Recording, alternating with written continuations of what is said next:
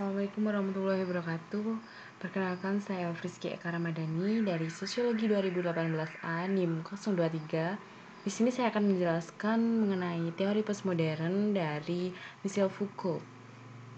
Teorinya mengenai relasi kuasa. Di dalam video ini akan memfokuskan terhadap relasi kuasa orang tua terhadap anak yang menyebabkan kekerasan, baik kekerasan verbal maupun non-verbal. Michel Foucault memiliki gagasan penting, yakni mengenai arkeologi, genealogi, dan panoptik. Kekuasaan. Di dalam sosiologi terdapat 3 konsep teori tentang kekuasaan. Yang pertama, dari Karl Marx menjelaskan bahwa kekuasaan ini dimiliki orang yang berkuasa dan memiliki modal, yang mana jika dianalogikan bahwa orang tua adalah orang yang memiliki kuasa dan memiliki modal terhadap anaknya, sehingga dia bebas melakukan hal apapun terhadap anaknya. Kemudian yang kedua adalah kekuasaan menurut Benedict Anderson, yang mana melihat kekuasaan ini dari segi karismatik individu. Jika di dalam sebuah keluarga, orang tua memiliki karisma tertentu yang membuat anaknya patuh dan taat kepada orang tua tersebut, sehingga orang tua memiliki kekuasaan penuh terhadap anaknya di dalam mengatur sebuah keluarga. Kemudian yang ketiga adalah Antonio Gramsci mengenai pemilik materi juga menjadi pemilik penguasa ide, yang mana orang tua selain memiliki materi, mereka juga memiliki ide terhadap anak-anaknya, sehingga kekuasaan ini dapat dilakukan oleh orang tua dengan memiliki ide. Menurut Michel Foucault, kekuasaan harus ditunjukkan secara empiris dan dibuktikan secara nyata. Misalnya, ketika seorang anak sulit untuk dinasihati, maka hal tersebut merupakan sebuah realitas yang dapat dicari arkeologi dan juga genealoginya dari sang anak.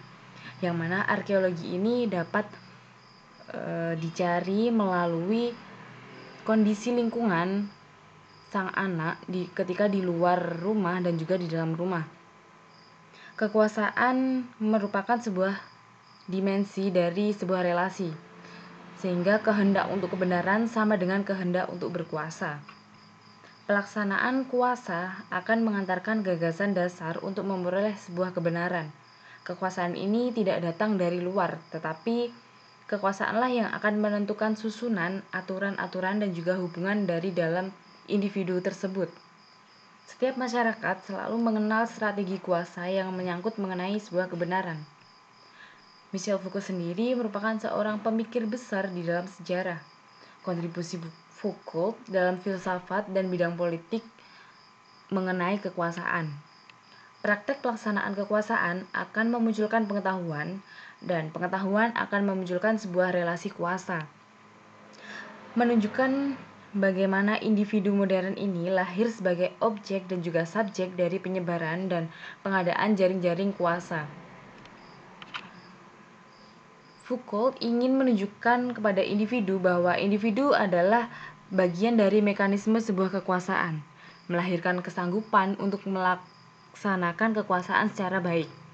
Setiap individu tidak menyadari perannya di dalam peta kekuasaan, sehingga membuat individu ini menggunakan kekuasaannya secara semena-mena terhadap orang lain.